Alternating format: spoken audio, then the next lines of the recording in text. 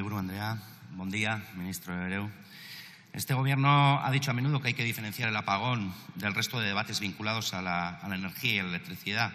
Euskal Herria Bildu tomó nota y hoy venimos a hablar de descarbonización, de electricidad y de industria, y por eso acudimos a usted.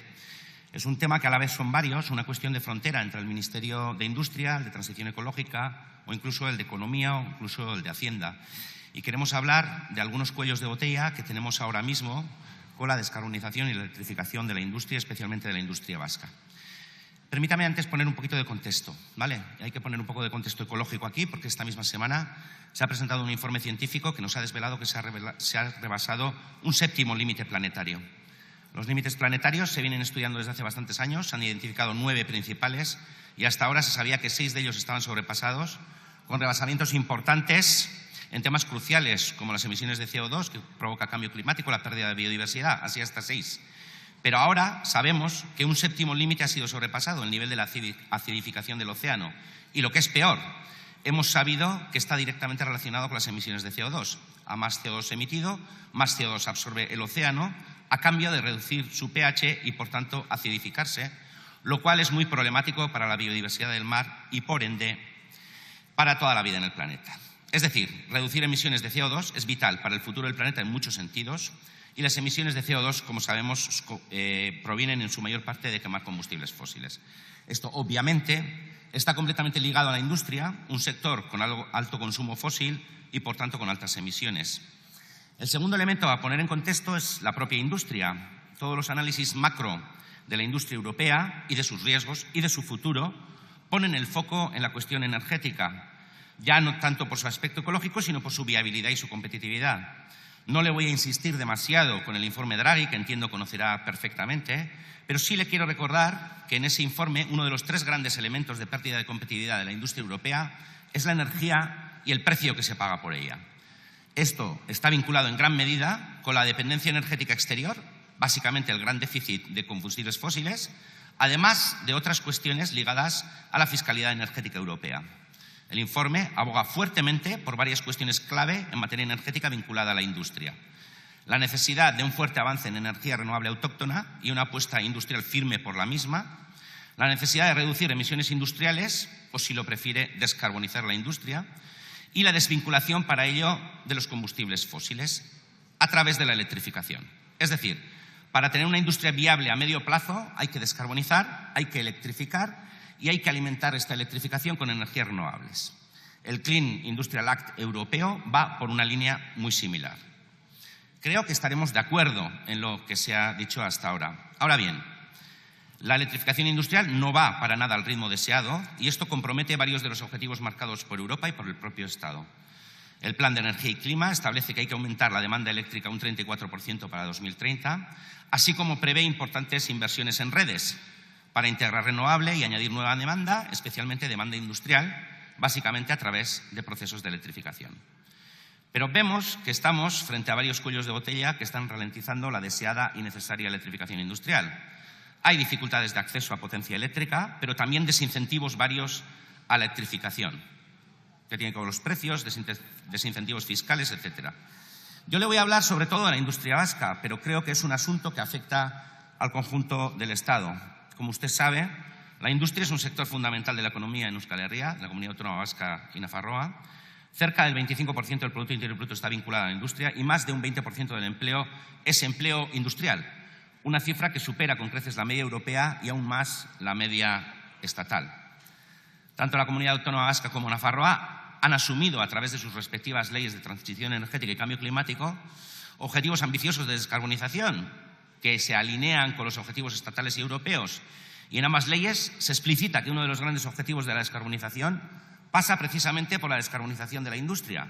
Y la descarbonización de la industria pasa en buena parte por la electrificación de procesos que hoy en día se realizan quemando combustibles fósiles. Y sobre todo le hablo de hornos de gas que se pueden electrificar. La propia industria, con diferentes alianzas, está inmersa en estos procesos. El ejemplo lo tenemos en el clúster Net Zero, en la Comunidad Autónoma Vasca, pero en Euskal Herria tenemos cerca de 150 empresas industriales en procesos de descarbonización a través de la electrificación.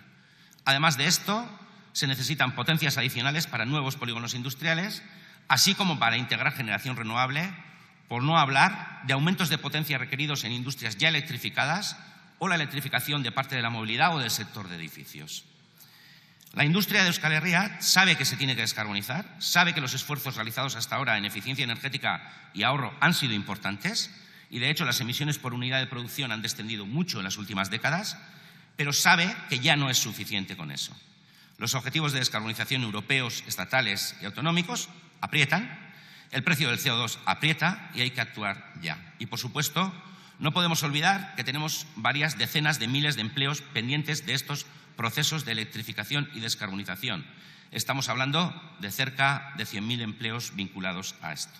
De hecho, estamos inmersos en una enorme transformación de todo el tejido socioproductivo y cuidar el empleo industrial es la base ineludible para una transición justa. Y últimamente estamos viviendo de sobresalto en sobresalto. Esta última semana ha sido BSH en Nafarroa, pero estamos teniendo disgustos industriales demasiado a menudo. Glavista, Guardian, Gamesa, Bridgestone, Balenciaga, con problemas de distinto origen, sí, pero dejándonos una preocupación común de desindustrialización. En lo que respecta a la electrificación, a pesar de que en muchos casos los planes de inversión de ciertas industrias y ciertos sectores clave, como el cemento, la siderometalurgia, las papeleras, fundiciones, están ya aprobados, bien por sí mismas o bien por las matrices a las que pertenecen, se están topando con límites y con cuellos de botella que ponen en riesgo esas inversiones. Límites, para empezar, de potencia eléctrica disponible, tanto en la red de distribución como en la de transporte. A Red Eléctrica y a las distribuidoras se les acumulan expedientes sin atender por falta de potencia disponible. Y aquí tenemos varios problemas. Por un lado, tenemos los Reales Decretos 1047 y 1048 de 2013 que ponen límites anuales a la inversión. Creo que todos somos conscientes de que cumplir los objetivos del Plan de Energía y Clima en volumen de inversión en redes y en electrificación de la economía pasa, desde luego, por revisar esto. A los problemas de límites de inversión hay que añadir al menos dos más. Uno es la rigidez de la planificación de red eléctrica. La planificación por quinquenios o sexenios podía tener interés tiempo atrás, pero hoy, cuando es necesaria una agilidad importante, ya no es suficiente con planificar cada 5 o 6 años y contar solamente con la herramienta una vez de las modificaciones de acceso puntual en todo el periodo. Como sabrá, en las últimas modificaciones se han quedado multitud de peticiones industriales sin atender. Otro problema es el de la ocupación más o menos fantasma de las subestaciones. Ahora mismo tenemos un lío importante en Euskal Herria con este tema, ya que hay subestaciones saturadas por dudosas evacuaciones de generación renovable en Aragón y evacuaciones dudosas de proyectos de generación en Araba a subestaciones de Vizcaya. Un lío tremendo, con posiciones ocupadas en subestaciones por proyectos de dudosa viabilidad, pero que tienen consecuencias prácticas, tanto en imposibilidad de integración de renovables como de satisfacer demanda industrial. No me sé los números para el conjunto del Estado, pero nuestros cálculos, basándonos en los informes de las propias industrias y del Gobierno vasco, es que el conjunto de la comunidad autónoma y Nafarroa necesitaríamos más de 3.000 megavatios de potencia en subestaciones de red eléctrica solo para propósitos industriales de descarbonización y nuevos desarrollos de entornos industriales, sin contar con necesidad de movilidad, de edificaciones y de nueva potencia de industria que ya está electrificada. Los problemas, en cualquier caso, no acaban aquí. Para impulsar la descarbonización industrial es imprescindible un marco regulatorio y fiscal que sea proclive, un marco especialmente favorable para la electrificación. Y ahora mismo está sucediendo lo contrario. Le pongo un solo ejemplo que pueda aportar algo de luz. El Real Decreto por el que se aprueban las tarifas e instrucciones del impuesto de actividades económicas. Este Real Decreto favorece fiscalmente a los hornos que utilizan combustibles fósiles en detrimento de los hornos eléctricos. Es decir, la potencia de un horno eléctrico computa para pagar el impuesto de actividades económicas, pero la de un horno de gas no. Cambiar esto, por ejemplo, es de vital importancia para favorecer la electrificación. Y en estudios de viabilidad, este es a menudo un factor determinante. Y también, dicho sea de paso, es una subvención encubierta a los combustibles fósiles que debe terminar. Los problemas no acaban con las empresas que se quieren electrificar. También hablamos de industria parcial o totalmente electrificada que requiere de más potencia. Y, por supuesto, también hablamos de empresas fuertemente electrificadas y grandes consumidoras, las electrointensivas, que están viviendo momentos muy difíciles. porque aquí la factura eléctrica es a menudo superior a un 20% de los gastos de la empresa, así que su viabilidad depende completamente del precio de la electricidad. Todos sabemos que gracias a la fuerte penetración de las renovables, el precio medio del pool eléctrico estatal es inferior a la gran mayoría de estados europeos, pero por una serie de circunstancias, la industria, y especialmente la industria electrointensiva, termina pagando más por la electricidad que sus equivalentes francesas o alemanas. Y aquí hay muchos motivos. Las ayudas o la falta de ellas en los peajes. El Real Decreto 6/2022 de ayudas estableció una reducción del 80% del peaje, pero esto cayó cuando cayó el Real Decreto Ley 6/2024 o el Decreto Ómnibus. Más problemas, los mercados de ajuste. Ahora se supone que estamos funcionando en modo seguro el sistema eléctrico, pero claro, lo que está costando el megavatio hora por servicios de ajuste ha pasado de ser 7 euros a ser más de 30 euros por megavatio hora, y esto está afectando muchísimo a la industria, especialmente a la industria electrointensiva. Y hay otros incentivos que se dan en otros países, como un gran porcentaje de bonificaciones por el CO2 indirecto. Es decir, que mucha industria electrointensiva está ahora mismo con el agua a cuello y el tiempo apremia. Se ha dicho, por activa y por pasiva, que el hecho de que el Estado sea una gran potencia renovable debiera servir para un renacer industrial. Sin embargo, los problemas que yo les pongo aquí, especialmente en Euskal Herria, están suponiendo que esto no avance al ritmo planeado y está poniendo en juego el futuro de parte de la industria vasca y navarra. Creemos que es un buen momento para que usted dé su opinión al respecto y, sobre todo, para que se comprometa a impulsar soluciones coordinándose con los otros ministerios involucrados. Besterik gabe, eskerrik asko. Muchísimas gracias. A continuación tiene la palabra en nombre del Gobierno el señor Ministro de Industria y Turismo.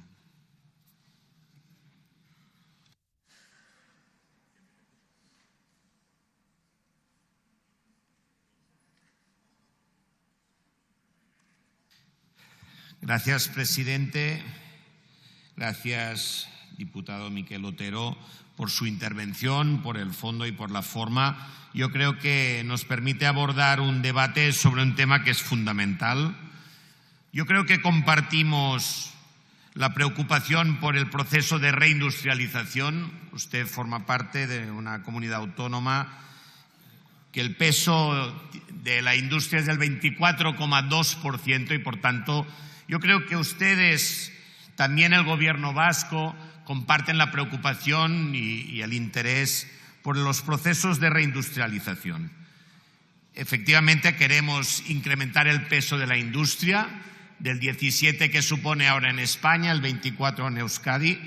Y yo creo que ahora tenemos una gran oportunidad, porque reindustrialización y descarbonización de la industria van de la mano. Yo creo que tenemos una gran oportunidad, porque la descarbonización de la industria efectivamente nos permite el gran reto de la lucha contra las emisiones, que es un gran reto, pero a la vez le digo, como ministro de Industria, que es una gran oportunidad industrial, porque justamente el proceso de descarbonización, que tiene muchos vectores, pero el más esencial es electrificar la industria, cuando se hace de la mano de energías renovables, y en España tenemos esta gran capacidad, se convierte a la vez en una gran baza para la competitividad industrial.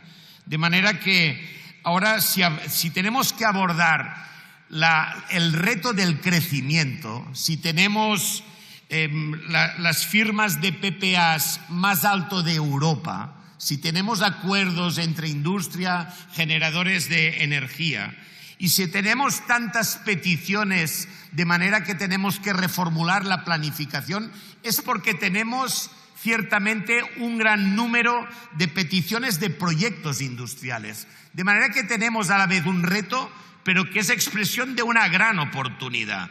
Y yo creo que en este sentido estamos trabajando codo con el Ministerio de Transición Ecológica, Industria. Le tengo que decir que también con un diálogo muy positivo con todas las comunidades autónomas, con el Gobierno vasco, justamente para afrontar este gran reto.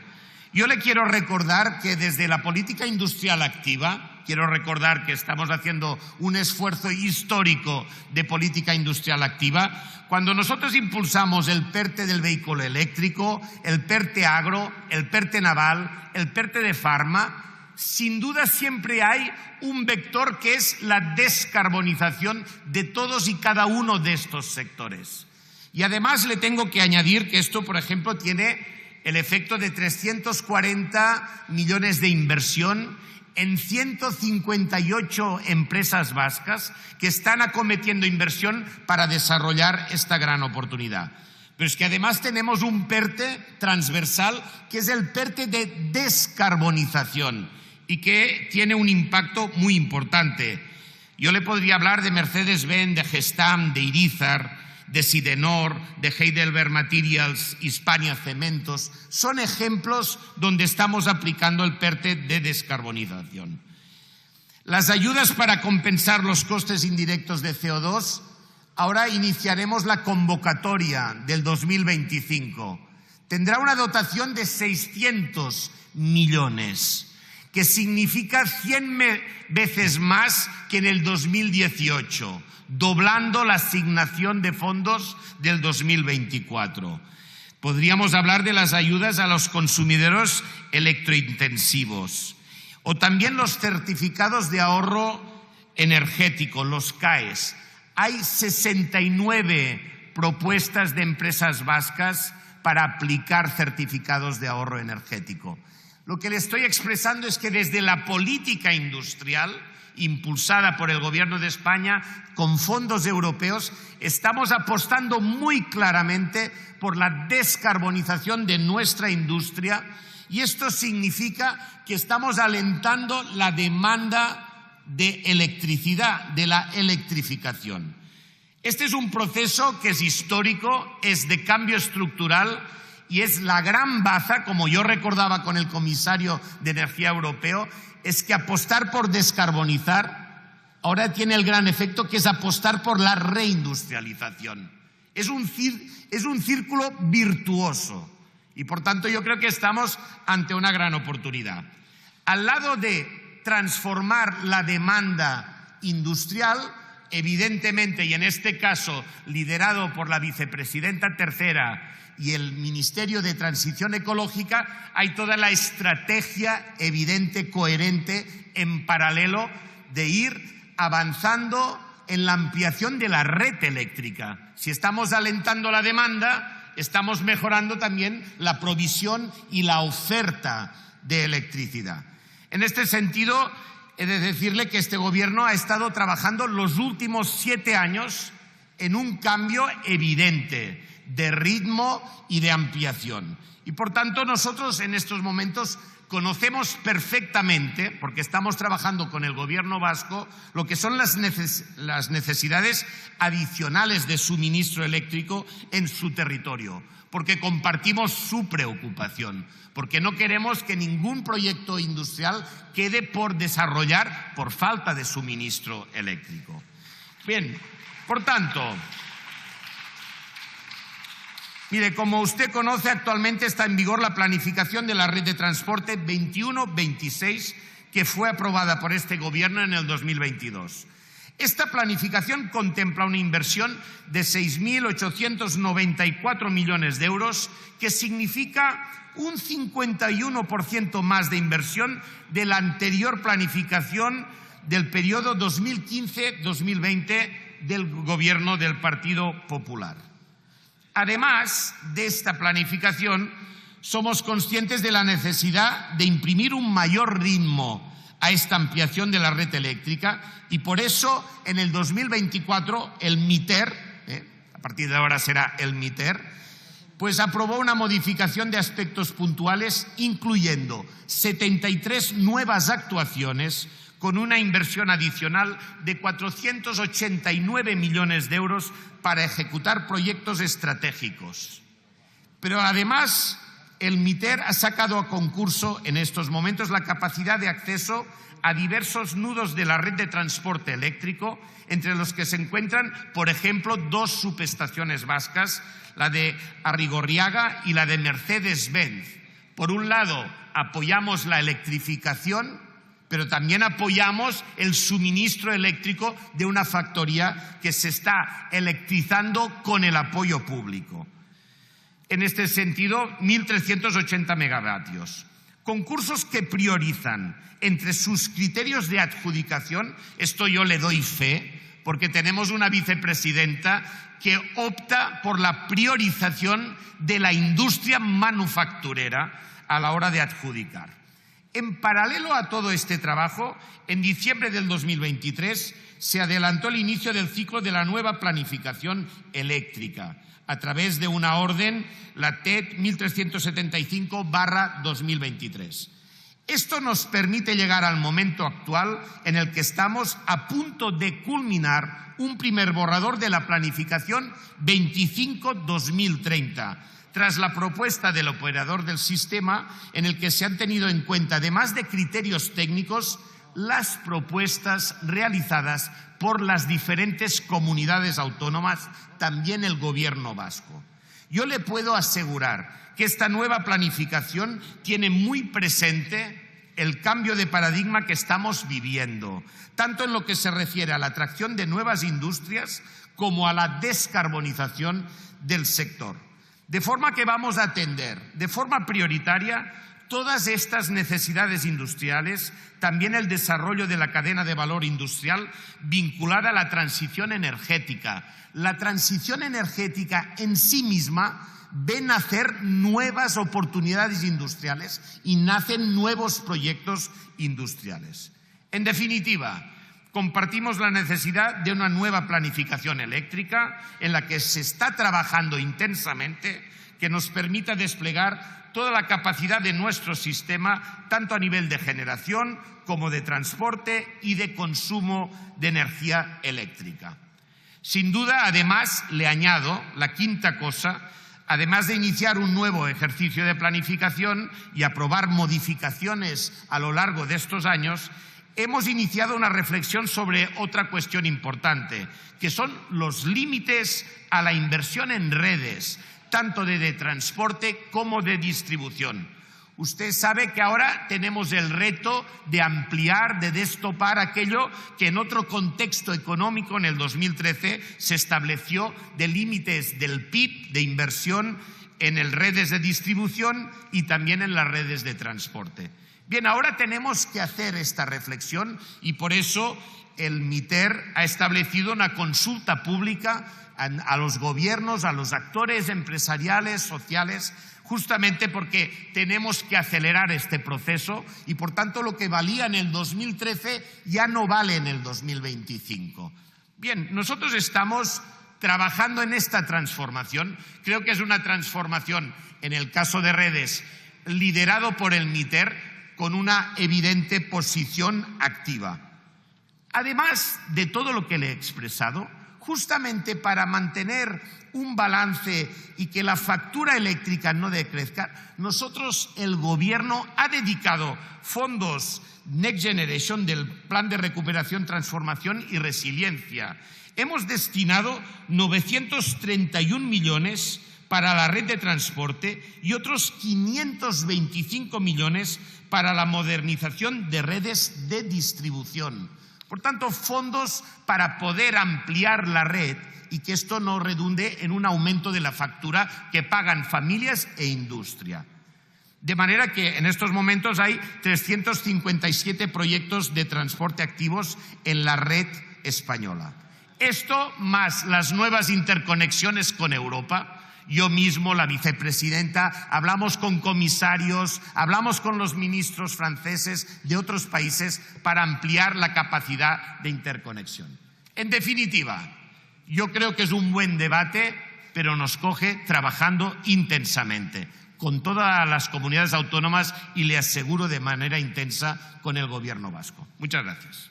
Gracias.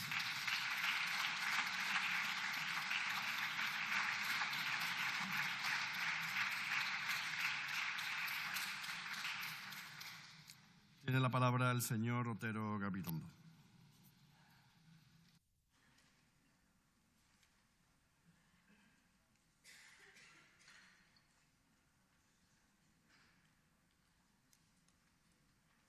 Eskerrik asko, mahaiburu Andrea. Bueno, muchas gracias, señor Hereu. Me alegran varias cosas. Me alegra que, por lo menos a nivel formal, la visión es compartida. Es por favorecer la descarbonización y la electrificación de la industria. Tenemos una visión compartida.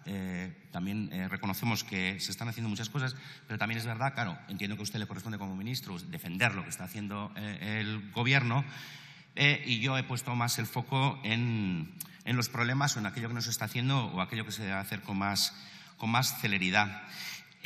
Usted decía que se están abriendo a aumentar el límite de inversión en redes de distribución, y yo creo que esta es una cuestión fundamental, porque por muy bien que se hagan las cosas, como no se abran estos límites, las cuentas no salen. El Plan de Energía y Clima prevé más de 50.000 millones de inversión en redes para poder llegar a los objetivos, y los objetivos no son otros que un mínimo del 35% de electrificación de la economía y un aumento del 34% del consumo respecto a los valores de 2021, y con los límites actuales pues solo habría la posibilidad de invertir 3.000 millones al año, con lo cual se quedaría a menos de la mitad de la necesidad de la inversión. Entonces hay que abrir este límite y hay que abrirlo mucho. Usted decía, no queremos que pase, que haya oportunidades industriales de inversión que se pierdan, pero yo le digo que está pasando. Quiero decir, y usted me ha puesto ejemplos como el de Mercedes-Benz o el de Arrigorriaga, ejemplos que conocemos perfectamente porque, entre otras cosas, Arrigorriaga está gobernada por Euskal Herria Bildu y estamos en permanente contacto con Heidelberg Materials, y estamos colaborando en lo que podemos. Pero hay varias decenas de expedientes industriales que se han quedado sin atender en las últimas modificaciones de acceso puntual. Con lo cual, no solo hay que aumentar el límite de inversión, sino hay que flexibilizar los mecanismos de adjudicación de potencia de red eléctrica. Es decir, hay que hacer una apuesta mucho más decidida para avanzar en aquello que ya se ha detectado como problema, y hay que hablar de soluciones. Evidentemente, nosotros, a partir de esta interpelación, haremos una moción y haremos hincapié en algunas de estas cuestiones. Haremos hincapié en la cuestión de los límites de inversión, haremos hincapié en la flexibilización de la planificación de red eléctrica, pero también haremos hincapié en el apoyo a las inversiones en electrificación de sectores industriales, o también de la modificación del impuesto a actividades económicas, que, como le decía, está perjudicando la electrificación, pero también la recuperación de las ayudas a las industrias electrointensivas, que ahora mismo están pasando por un malísimo trago, y urge ya revertir aquella negativa, aquel decreto ómnibus que decayó por el voto en contra de PP, Vox y Junts. Es decir, tenemos mucho trabajo que hacer y entendemos que es momento de acelerar, de que ustedes se coordinen entre los diferentes ministerios, vayan todos a una. Creemos, y usted lo ha hecho, que debe defender con ahínco esta electrificación, esta oportunidad, porque, se lo digo con toda la sinceridad, y es un riesgo que estamos viendo de una manera compartida entre los gobiernos locales, autonómicos, industrias, que estamos ante un riesgo cierto de desindustrialización por estos cuellos de botella de los que le estoy hablando. Euskal Herria es un país industrial. No solo es un país industrial, sino que quiere seguir siendo un país industrial, porque entendemos que el empleo de calidad y gran parte de la riqueza que se genera viene a través de la industria, y también el bienestar y gran parte de los servicios sociales llega de esta potencia industrial que hemos sido y queremos seguir siendo. Así que los problemas están detectados, seguiremos por la senda de las soluciones, intentaremos traer soluciones, ya que vemos que podemos llegar a algunos acuerdos. Eso sí, entendemos que ustedes tienen que actuar con valentía en todas estas cuestiones que estamos poniendo encima de la mesa, porque la situación lo requiere y es urgente. Nada más, muchas gracias. Gracias. Para concluir el debate tiene la palabra en nombre del Gobierno el señor Ministro de Industria y Turismo.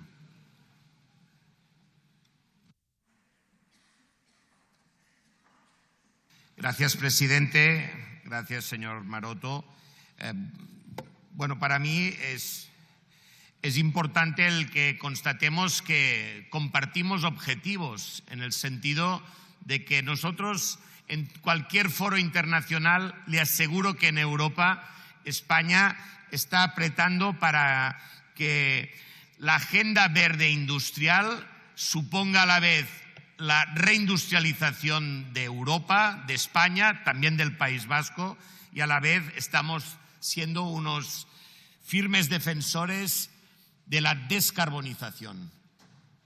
Tenemos objetivos de cumplimiento de la lucha contra el cambio climático, pero a la vez cada vez tenemos más ejemplos de que esta estrategia es la que más nos ayuda a los procesos de reindustrialización. El ejemplo de la industria del automóvil es evidente. Por un lado hay el reto de la transformación, pero sin duda, si no hay esta transición, no habría futuro para esta industria. De manera que yo le digo como ministro de un ministerio que está invirtiendo miles de millones en la transformación energética de la industria, que le aseguro que trabajamos codo con el Ministerio de Transición Ecológica para que ambos procesos avancen en paralelo. Y es evidente que tenemos unidad de acción, unidad de visión, porque sin duda le digo que hay mucha sensibilidad industrial a la hora de afrontar las estrategias energéticas y le aseguro que hay sensibilidad respecto al cambio climático en las políticas industriales. Y también le digo que esto, como está dando resultados, porque es evidente que nos toca vivir procesos de transición, de transformación, hay crisis, pero le aseguro que el llamamiento a muchísimos proyectos que se acercan a España y al País Vasco es a la vez un reto, pero expresa una realidad de un éxito. Nosotros tenemos la gran oportunidad de convertir la península ibérica en el nuevo gran hub industrial de Europa. Y esto no es un eslogan, cada día recibimos muchísimas propuestas y por eso tenemos el reto de poner a la altura la red eléctrica de los proyectos industriales. Por tanto, yo compartir que en el fondo estamos debatiendo sobre algo que tiene una gran connotación de oportunidad y de éxito colectivo, porque la apuesta por la reindustrialización y la descarbonización es una apuesta de éxito. Yo les quiero agradecer el seguimiento que hagan. También les digo, si hay propuestas concretas que tienen problemas, es evidente que el Ministerio de Industria, pero también el MITER, estamos dispuestos a analizar caso a caso, porque evidentemente nosotros tenemos que seguir impulsando esta política pública de transformación histórica. Tenemos una gran oportunidad y la vamos a ganar. Muchas gracias.